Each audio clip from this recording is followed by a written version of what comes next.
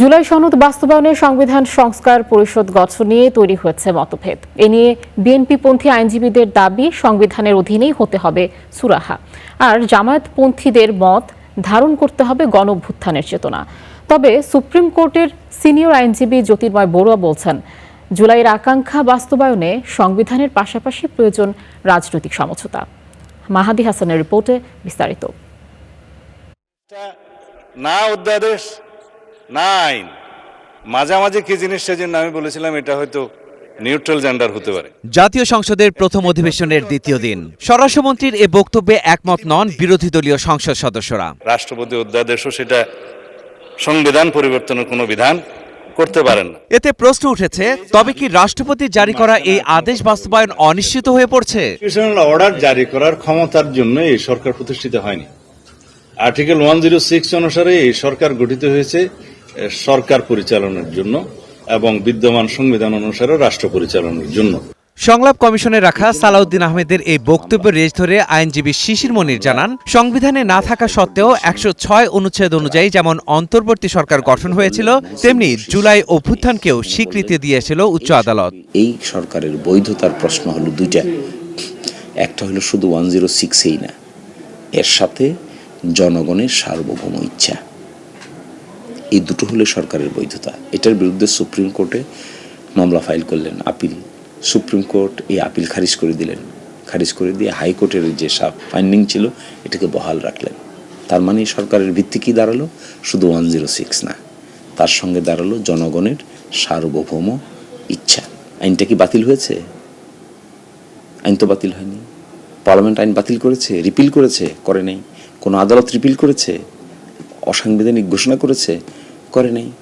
তাহলে আইন মানার দায়িত্ব কি সরকারের নাই? তাই এলো ইনোভার, যেন আপনি লাইফে থাকেন রেডি প্রতিদিন। Innova, designed for now.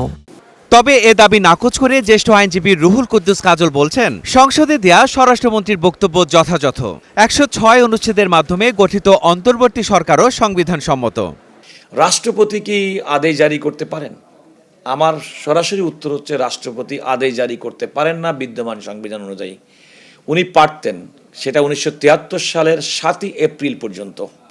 কারণ আমাদের সংবিধানের 150 অনুচ্ছেদে অস্থায়ী এবং ক্রান্তিকালীন ব্যবস্থা একটা বলা আছে।